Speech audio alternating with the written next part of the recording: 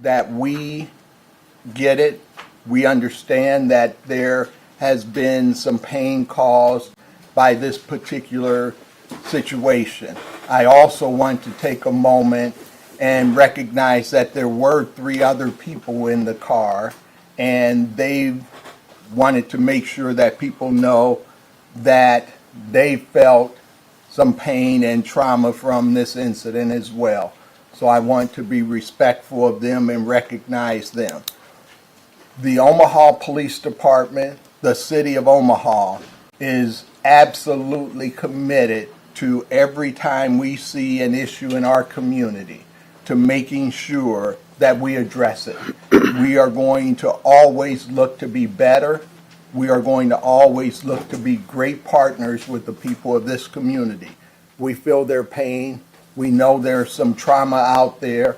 We just want to always make sure that we, as an organization, we as a city, look at how we can address that pain, how we can do that with empathy, how we can do that with sympathy, but not just with words, how we can do that with policy, how we can do that with procedure, so that we can ensure the safety of everyone involved anytime there's a moment where police and the community interact. We also are going to continue to work diligently toward creating an environment where we are partnering with the community and we are inclusive in how we do business, because we work for the people of this community. So I just wanted to share those opening thoughts with you, and now we will turn it over to Chief Schmaderer. Well, let me add one more thing. You see sitting with me today Chief Schmaderer and Chief of Staff Thomas Warren, former Chief of Omaha Police Department. There are no 2 people on this planet that I trust more to be able to help us put in place the proper policies and procedures. So I just wanted to share that vote of confidence so that the people of this community know we've got the best people to be able to help us move forward. Chief. Thank you, Mayor. I want to say good morning to all the media in the room as well, and then good morning to anybody who might be listening live. We understand the importance of this traffic stop to our community and the implications and the impression that it has given out, and we understand the pain that those in the vehicle have gone through.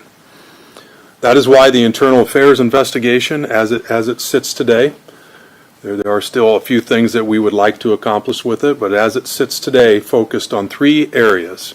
First area was Mr. Crawford targeted on any level because he was Mr. Crawford? The investigation showed unequivocally that answer would be no. There was no way of knowing that he was the driver of that vehicle as it sped by those police cruisers. The second area that we focused on was Terrence Crawford treated poorly on any level because he's Terrence Crawford during the course of the traffic stop. And we did not find that to be in play at all. In fact, you'll see from the notes and the press release that we give out, the driver officer did not even know it was Terrence Crawford until he got him out of the car and had to be told. The third area was an evaluation of our policies and procedures. Did the officer follow our policies and procedures as they had their weapons out and got 4 people out of the vehicle? At this point in time, I have determined that it is within policy. Officers do have the right to control a scene in which firearms are present. With that being said, there are some accountability items that I would like to go through with the Omaha Police Department and for everybody here today that we're going to try to cover, because I'm seeing way too many stops involving firearms as it relates to legal firearms under LB 77. And that poses a challenge. Anytime there's a firearm in a vehicle during a traffic stop with law enforcement, it poses a challenge. And as a law enforcement agency, as Chief of Police, it's important to me that we have a handle and parameters and framework on how we address those. So those 3 action items for accountability would be: 1, we're looking at changing our policy manual We're going to vet this out amongst our senior command staff. Right now, when you go up to a vehicle, officer asks for a license, registration, and insurance. We are considering adding, is there a legal firearm under LB 77 in this vehicle? The second one, Omaha police officers will go through training on traffic stops, scenario-based training, specifically as it may relate to LB 77 and how we want to handle that. We will provide examples, framework, and suggestions as to ways that they can handle those stops. And we provide the framework because no stop is the same, no circumstance is the same, and all officers are different. So we provide the framework for how we want those handled. And then the third one is, in cooperation with the mayor's office, we do want to provide a comprehensive plan on our traffic stops involving firearms, and let's see where we're at with those so that we have a gauge moving forward as to our pluses and our minuses. So in summation, the internal affairs investigation was very exhaustive. We had a lot of video. Each officer had body-worn camera video. We had a real-time operations center, which had a camera grid on the entire Capital District area, the downtown area. So we know exactly when Mr. Crawford's vehicle pulled out of the garage. We know exactly the route that it took. We know all of that. And in addition, cruiser camera. The two officers were just sitting there when the car sped by. It was a single vehicle speeding by. There was no traffic at the time. And we have all the video from when they initiated that stop. So there is no portion of this that isn't covered by video and audio. We are available for your questions at this time. Chief, why is the video not being released to the public? The vehicle is not being released to the public. The video, I'm sorry. Oh, the video? Well, first of all, it is considered an investigative report, so our legal department does advise us not to. However, there are times where we can make that release. And this period of time, we're not going to do it at this juncture because we're not looking to destroy the privacy of Mr. Crawford. We'd like for him to have a say in that particular matter. Right now, he's in Saudi Arabia and really has been kind of out of touch with us.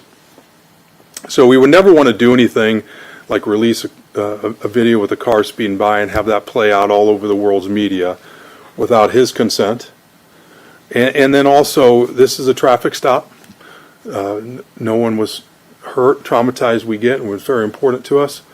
But we don't have a fatality here. We don't have an officer-involved shooting, and it's generally not our protocol to release that footage under those circumstances. Who was the car registered to? The car, I'm not sure who it was registered to. The car didn't have any plates. Normally, when officers pull over a car, they run the plates and they can see who the owner is. They did not have the luxury of that on this occasion, or that might have been helpful to us at that time. It's a new car. It's everything is legal about the car. Matter of fact, everything was legal about the firearms in the car. And Mr. Crawford and the passengers carried themselves very professionally throughout this encounter. The two officers, did they work North Omaha, or what part of, what precinct? So both officers work out of the Southeast Precinct. However, Southeast Precinct covers the Capital District. So they were down there working at that time of night. An event at the Steel House had just gotten out. But in addition, we have an all officers look for speeding and address speeding in that area because we've had 2 fatality accidents of a high-profile nature in relative recent history. That's a problem, speeding in a populated area. So they're also there to address that as well. And they would have no knowledge, and matter of fact, were shocked to find out that this was Terrence Crawford. Now, I will say this. The passenger officer, the one who went up on the passenger side, he got to the window first. He did have a conversation with Mr. Crawford's chief of security, and he did recognize it was Mr. Crawford. But the driver officer never did, and it wasn't communicated to him by anybody in the car or the other officer. Did they tell the officers that they had legal weapons in the car? So both occupants in the front seat, Mr. Crawford and his chief of security, did say that they had a firearm. The passenger, his chief of security, he said it to the passenger officer. So that audible wasn't heard by the driver officer. the one on the driver's side. And as Mr. Crawford was saying it, he was leaned over the console as he was looking for some of his items, leaning over the console when he said it. And he said it nearly simultaneously as the other passenger did, so the officer did not hear either of those, the driver officer. And so therein lies a lot of the confusion. Does, what was in the officer's report match up with what you saw on video, both body cam and, because there were reports that there was stuff from reckless driving and that the gun was found at the feet, I believe, of Mr. Crawford. Does that match up with the investigation? The officer's interviews, audio recorded, video recorded interviews, and internal affairs matched up with everything that we saw on body-worn camera to down to the last second, basically. So everything did match up. The firearm on the passenger was on his hip, legally carried. The firearm in the Mr. Crawford's feet was half under the floorboard and then half sticking out. And then the Officer Grigorich, who was the officer at that window, he mentioned it in his internal affairs interview when he saw that raised some suspicion to him. He didn't know why a gun would be transported that way, and that got his attention to pull his weapon out and just bring everybody out of the vehicle so that they can conduct the matter safely while everybody's away from the car. It was that unsecured firearm on the floorboard that really got his attention. How many guns in the car? There were two. Chief, you've worked hard during your career as chief to have good relations across the city and especially in North Omaha. Mm-hmm. Do you see this damaging that or setting it back at all for you and for the community? Sure, and that's why we're here today, because we recognize that there was a lot of misinformation out about this. I hope when everybody hears that Mr. Crawford was not targeted, that helps with this healing process. But of course it does. And in fact, the Omaha Police Department supports Terrence Crawford and his security team, who we work closely with as they represent Omaha on the world stage. So, absolutely, we were hurt by this like anybody else. This is not a situation that anybody wanted to find themselves in, including the officers on this particular stop. Is building that trust going to be difficult and take time? It's going to take time, but that's what we do, and that's what I'm willing to do. And we do have a foundation, we do have connections, and we have been laying the groundwork this entire week. And we will continue to do so because Omaha is where it is right now with its lowest number of shootings and homicides. And crime rate being as low as it is because of our community partnerships. I've been very steadfast on that from the day I took over, and that will not change. It will always be a priority of the Omaha Police Department. Do you want to speak to, obviously, you said that Mr. Crawford was not targeted because of who he is, but you want to speak to the larger issue that I've talked to some people about, just about racial profiling? Obviously, the OPD 5. Sure. The other piece to this particular stop was the symbolism that African American community is stopped more by law enforcement, and then when stopped more by law enforcement, is pulled out at gunpoint more than the disproportionate to the other classes and races in our society. And that is, quite frankly, the answer to that is generally a true statement, and the number of stops are disproportionate, and you will see that nationwide. One of the things that we want to do with the mayor's office is get a good accounting of how many times we do bring people out of the car at gunpoint. That data piece is nebulous at this point. We'll make it clear moving forward so we can track these particular matters. And so we understand the symbolism of this involved in that broader context, which as chief is something that I take very seriously, is disproportionality on anything that we do. And I just want to add that the Omaha Police Department does track these statistics, even though they're no longer required to do that. So there's always an examination being done by the Omaha Police Department to look at what is actually happening, and then looking at what we can do to be better And that's what we're going to do with studying these traffic stops. We're going to look at the actual video and what actually happened, and then that will help us determine with the chief what that protocol is going to look like. But are you worried about how this is going to play out? Because there's going to be some people in the community that are going to look at this and go, oh, here we go again, same old deal. Sure, that's going to be thought of. What I would ask of those who are thinking it, we've conducted a thorough investigation up to this point. We still would like to talk to a few people. We are very open. We're transparent as much as we can. I have a track record, I feel, of being very responsive to our community.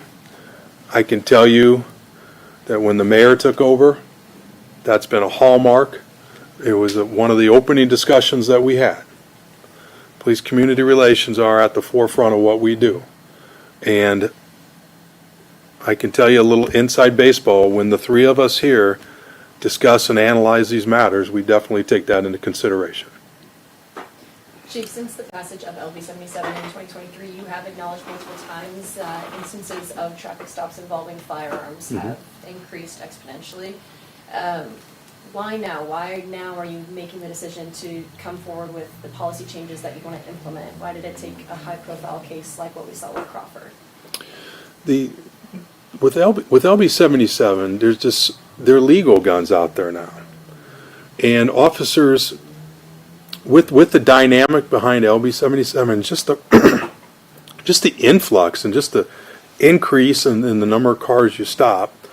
We just want to give the officers a framework, which they have already, okay? They have that already. But why not double down on it? Why not provide further context? Why not provide suggestions? Why not train an entire agency? Which the department went through retraining in 2024 at the end of some officer-involved shootings where we had a small string of them.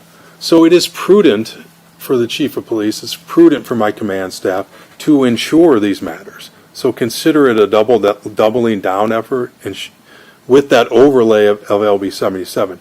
And I will say this, with LB 77, it's a legal firearm, but that officer needs to make sure that that person who's just declared that firearm is the owner of it, is legal to have it, all those things. So just because it's declared instantly does not mean the officer can just walk away. There's double checks associated with it. On this particular incident, the gun on the floorboard was very suspicious to the officer. And one thing I will add to that is we have detailed, in-depth conversations between the three of us with all of our experience to look at, is there anything that we need to do differently? I can't speak to 2023 and what conversations were had. I can only speak to what conversations are being had since June 9th of 2025. And so as I look at these things as mayor, it's no different than what I saw with the Elkhorn school situation. We saw an issue, we addressed it. That is how we are going to lead in this community. When there is an issue, we are going to look at it. We are going to be empathetic and sympathetic to all of the people involved. And then we are going to make great decisions for the people of this community. Chief, how difficult is it going to be to do your further training and whatnot to make sure you can keep your officers safe, at the same time, protecting the public? Yeah, absolutely. As law enforcement officers across this country, and especially Omaha police officers who I'm deeply concerned about their working conditions, when they're entering people's lives in the worst possible moment, when they're stopping vehicles and interacting with people with guns, they do have the authority, the onus, and the duty to make sure that they control that scene to keep everybody safe. And there will be times when guns are in a car and they feel it prudent to bring everybody out of the car under that controlled situation of having their firearm out. I will never ever take away an officer's ability to protect themselves in the course of what they do. The minute that we cave into that is the minute things start to really slip to a point that we don't want. We have very low crime in Omaha. We have lowest gun crimes we had in a long time. A lot of that's community partnerships, but a lot of it is good work by Omaha police officers who are taking guns off the street every single day. Did that law make your job and your guys' job more dangerous? Yeah, absolutely it did, and I testified to that. I was against LB 77 under the premise that it was going to make my officers' jobs more difficult. I didn't weigh in on the First Amendment aspect of anything like that because I understand that, but it did make Omaha police officers' job in particular more dangerous because we are the population base here in Omaha. We're the population base of the state. We're the one doing the most traffic stops. And because of that, we sequentially bear the burden of that extra inherent danger. Chief, can you say how long Mr. Crawford and the others in the car were detained in that stop? I can, Chief, do you know right off the bat? How long were they there from start to finish? Roughly 30 minutes from start to finish. So they were detained for 30 minutes. Okay. So they weren't in handcuffs for all those 30 minutes. I think that was about 10 minutes. But everything didn't conclude for about 30 minutes. Can you, maybe a couple of dumb questions here, but can you kind of give the reason why Crawford and the passengers are handcuffed and how handcuffing fits into these kind of standard operating procedures? Sure, just so everybody might have heard that question, make sure you did. The question was asking me to explain why the passenger front and Mr. Crawford were pulled out of the vehicle and placed in handcuffs while the rest of the investigation took place. They were taken, because they were the ones with the firearms, so we secured the firearms. They're put in handcuffs while they can do their investigation, do all the checks, make sure everything is legal. And because there's firearms there, it was prudent to secure them while that was going. Now clearly in retrospect, his chief of security and Mr. Crawford in particular did not pose any danger to the Omaha police officers, but they did not know that at the time. That's what we're evaluating. They did not know that at the time until Mr. Crawford got out of the car. The driver officer who was interacting with him did not know who he was. In fact, it was pretty clear on body camera. He only found out who it was when everybody was out of the car and Mr. Crawford's chief of security said, "Hey, that's Terrence Crawford." And at that point, the officer recognized it, and you could tell that he recognized it at that point. So all 4 people in the car were taken out of the car? Yes. So just the 2 were handcuffed? I believe just the 2 were handcuffed. All 4 were handcuffed. And that's pretty standard when we Right. take people out of the car and conduct the investigation. And when guns are involved? And when guns are involved, yes. How do you not know who the 4th person is then? We have an idea who the fourth person is. We haven't been able to talk to Terrence Crawford and we left him a message. He had a pre-planned trip. He's overseas, different time zones, this and that. So I don't find that to be too alarming. We've reached out to the front passenger and tried to make some contact with our internal affairs. That hasn't been successful at this point. Wouldn't the officers And we're struggling to reach the 2 in the back as well. Wouldn't the officers naturally get their name? Yeah, we have the name. It's Okay. just the contact. Okay. Chief, would you, you described well what the driver's side officer was going through, Yeah. being a bit in the dark, Yeah. seeing this gun. Are you, after reviewing everything, are you okay with that officer's interaction with people in the car, regardless of who Yeah. they were, whether they were famous, whether they weren't famous? Sure. Let me kind of go over how that took place. The question was, am I as chief of police comfortable with the driver Officer Gregorich's actions and demeanor during this particular traffic stop? When he made first contact with Mr. Crawford, it was very cordial contact. Mr. Crawford made reference to the vehicle was very fast, implied that it had gotten away from him. Officer Gregorich's first words were, "But that is so unsafe." He made reference to something like that. They're having a very cordial conversation. His behavior changes. He's even holding the flashlight in his gun hand. His behavior changes when he sees it on the floorboard, and then he switches and he pulls out his gun. That gun on the floorboard, and just kind of the moving around in there, with no ill intention, maybe nervousness. There was moving around.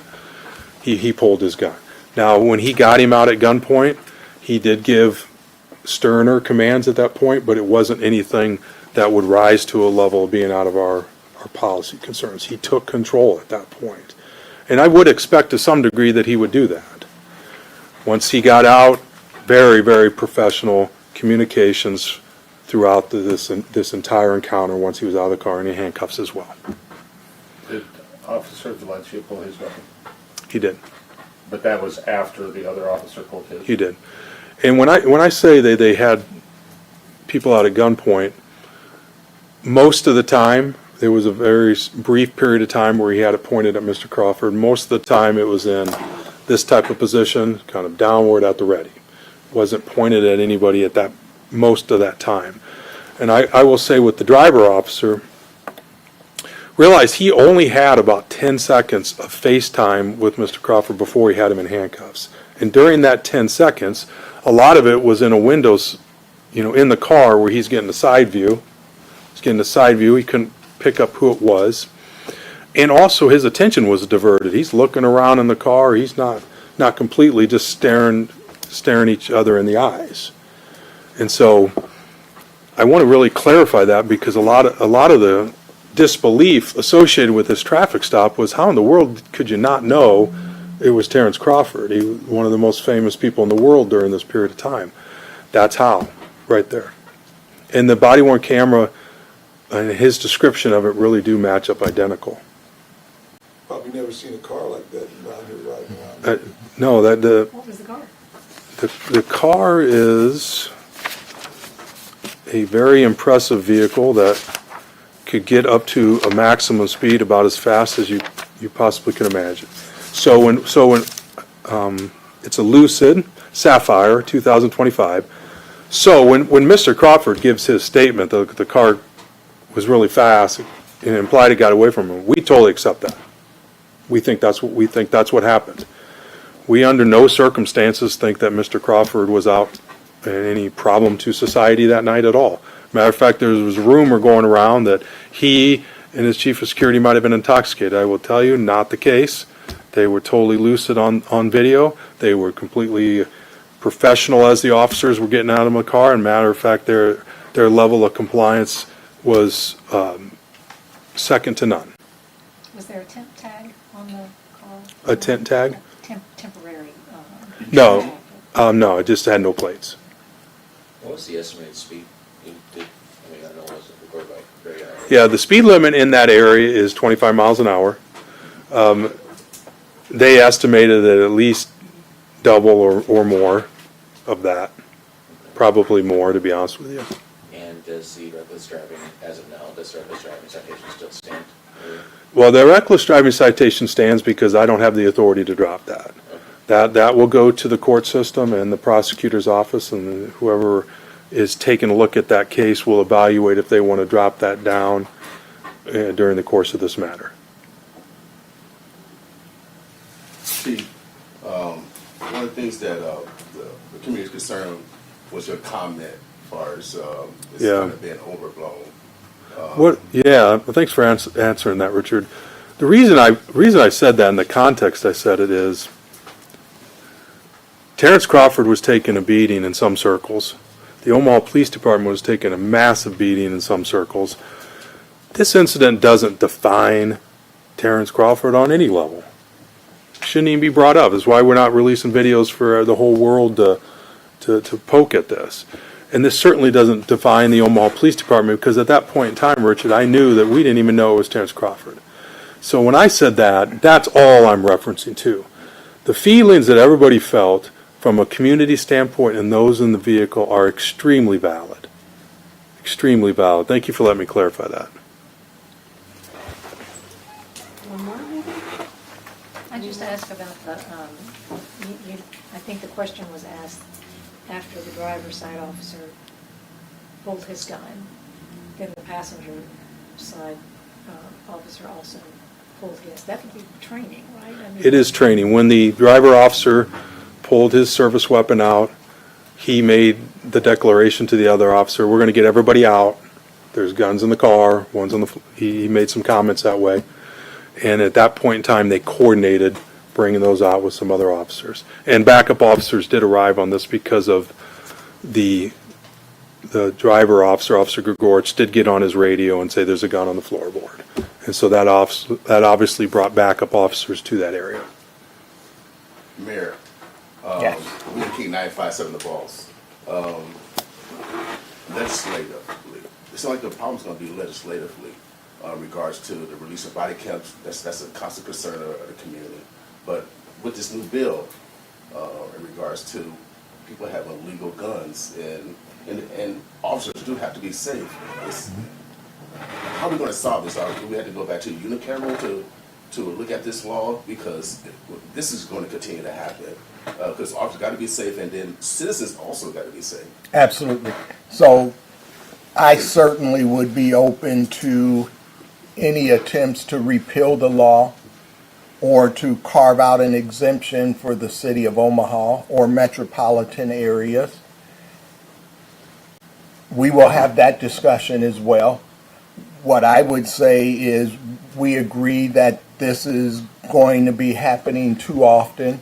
And as we had our discussions, I was made aware of the frequency in which it was happening.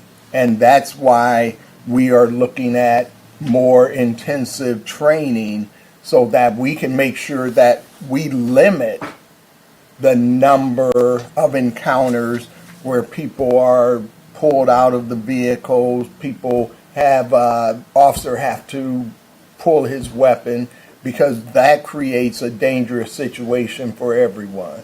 So we want to be able, just like when I said yesterday, I hope people didn't think I was in any way trying to blame citizen or anything of that nature, but someone asked me, what should a citizen do to be safe? And I said, declare the weapon immediately so that officers are aware of what they are encountering, so then they can have a safer approach. And so that's unfortunately where we're at today. And so I would be very supportive of trying to remove this or carve out an exception for the city of Omaha, because I want to keep the members of this community safe. That's my number one responsibility as mayor, to work with the police department to make sure we have a safe community. And secondly, I want to make sure we also keep our officers safe, because it is one of the most dangerous occupations you can have, and I don't like things that make that more dangerous for officers or make the potential encounters more dangerous for our community. Any final thoughts or last question? What's the plan going forward? What's the plan I going do got forward? one That's a good question. place to end, I Dan. do got one more question, Chief Warren.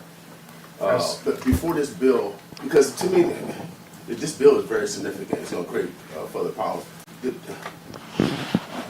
Have you seen an uptick since this bill has been passed versus when you was chief? Well, I think the first thing we have to do is to collect the data to determine how often officers are actually encountering individuals with firearms. You can make the assumption that there's a greater likelihood that officers will encounter a driver, and in the past, quite frankly, just the mere presence of a firearm would signal an officer safety kind of alert. And so we recognize not only there's a proliferation of firearms, and in this instance, it's legal to possess a firearm. And so as the chief and the mayor has mentioned, establishing some protocol where it's consistent that the officer declare immediately to at least inform the officer that they have a firearm, and that will allow them to assess whether or not it's a dangerous situation. And then, of course, to be able to employ appropriate de-escalation techniques if it's warranted. But you have to realize it's a split-second decision and assessment that will have to occur to determine if it's a dangerous situation or if it's relatively routine. And I believe there was a question about what's next. I think one of the first things that the command staff for the police department is going to do is certainly evaluate what is being done today, looking at how many traffic stops are actually occurring with weapons, looking at what is happening when officers encounter weapons, looking at best practices across the country. One of the things we're not going to be afraid to do is question what we're doing today, and the chief has done an excellent job over the last 12 or 13 years doing that. That's why we're sitting where we are when it comes to crime. That's why we're sitting where we're at when it comes to police-community relations. We understand that it's always fragile. Anytime something happens, that's going to stretch the bonds of trust that everyone has tried to establish. I will tell you all that my commitment will never weaken. I have been working on this issue for my entire adult life. My time with the Omaha Police Department, even as Douglas County Treasurer, I was a volunteer with the Empowerment Network and co-chair of the Crime Prevention Covenant for a number of years that led to the 360 effort, and then board chair and vice chair of the Empowerment Network until I was elected mayor. Chief Schmaderer and I have conversations, Chief Warren and I have conversations. We have conversations together about how we can improve police-community relations. So we do that frequently. This is not something that spurred the conversations. This is something that identified for us an opportunity to be better. Mayor, one more last Sure. question. Another consistent problem is the body cam, and I know that's another legislative thing that we have to approach in a timeline when it's released, or who can actually see it. Is that going to be on the table in regards to making improvements? I will say this, since I have been mayor, we have been very proactive in sharing information that we believe we can share. With the death of Mr. Henry, for instance, we shared that body cam information, declared it as an emergency, and shared that in less than 24 hours and had a press conference. In this case, it's not just about the community wanting to know. It's probably more important to us that we have conversations with Mr. Crawford, his chief of security, and the other people that were in the vehicle, so we respect their rights. I would say none of you would want to have us release a video of a traffic stop, and probably none of the people watching, when it's just a traffic stop, just because other people want to know. And so we believe it's important to be respectful of people, and we're going to be respectful of those 4 people in the car. Now, if they say, we want you to release it, then we're going to have another conversation with the 3 of us and city legal and see what they say. That's a different story. But right now, we have not gotten any indication that they want us to release that video. Richard, the other complication. William, I'm sorry about That's that. okay. That's all right. The other complication of that is this is born out of an internal affairs investigation, and so as the mayor said, we really would like to have approval of those involved before we start releasing things, because I don't want to deter anybody from filing a complaint that feels they need to with the Omaha Police Department. And so that's another aspect, and even still photos. We haven't done those either, because we want to be respectful to the parties involved. So I think we should ask, is that internal investigation wrapped up? Is it done? it was close enough to being done with all the information and all the video evidence and everything we had that we could make this decision here today. We would like to follow up. We have some people we would like to interview, or at least attempt to interview again. It's been a little bit of a struggle to get some people to come in and talk to us. But the outcome's not gonna change. Most likely not. Okay. Okay, thank you all. Everybody. All right, everyone, thanks for joining us at the Alert Center. If you are just joining us now, I'm Jacqueline Fernandez, and we were just hearing from Chief Todd Schmaderer, Mayor John Ewing, and also the Chief of Staff, Thomas Warren, about what exactly happened during that stop. When Bud Crawford was pulled over, they found a couple firearms in the car, how the officers reacted, and clearly something that we've all been watching here at First Alert 6 and likely all of us in the community.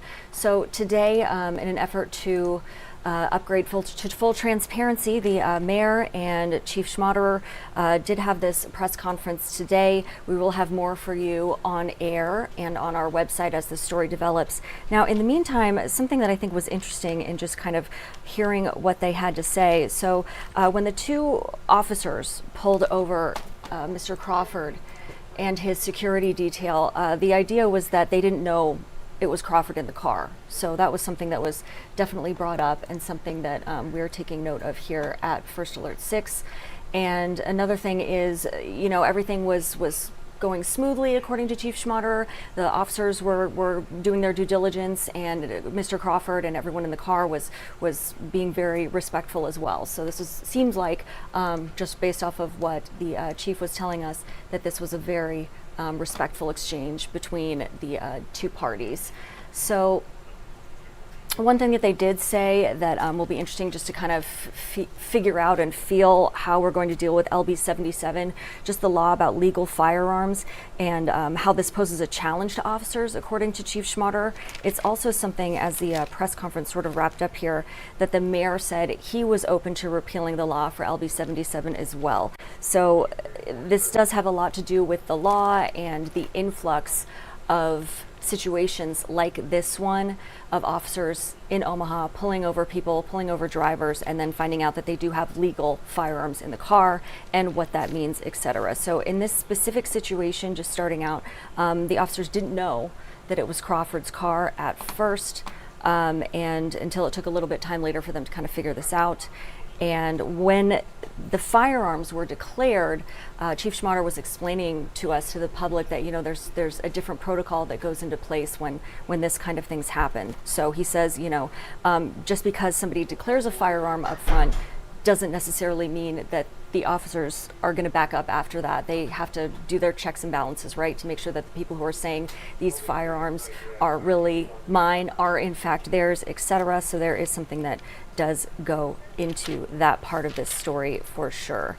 Now, there's a lot of follow-up that's going to be done, according to the mayor's office and from Chief Schmaderer with OPD. So they are evaluating a potential policy update, and this is concerning the traffic stops, the implications of LB 77, as I mentioned, and due to an increase in those traffic stops involving firearms, they're going to try and implement scenario-based training. So this is specific training for their officers, keeping their safety in mind. Of course, that's one thing that Chief Schmaderer said he would never sacrifice his officers' safety. And then OPD will clearly work with the mayor's office on a comprehensive plan to examine the nature of these traffic stops involving firearms. So we do have this story available for you on our website, so I'm going to head over there right now. That is firstalert6.com. This is in the top story location. And if you click on the story, which I'll do, we do have a timeline of those events if you would like to use that as a web extra and learn a little bit more about what happened and when. So here we go, the Bud Crawford traffic stop timeline. So I'll leave that for you as a web extra today. Now, in the meantime, we are following this story. As you heard Chief Schmaderer say, they are still investigating certain parts of this, and they have a couple other people that they're hoping to talk with about this incident with the stop with Crawford's vehicle, and I'm sure they will update us when they have that information available to us. In the meantime, we're working on putting this story together for you, and we will have the latest update for you available on our 3 p.m. broadcast this afternoon. Now, in the meantime, as I mentioned, we do have this story up and available for you on our website. That's firstalert6.com. Thank you so much for joining us, and have a wonderful rest of your day.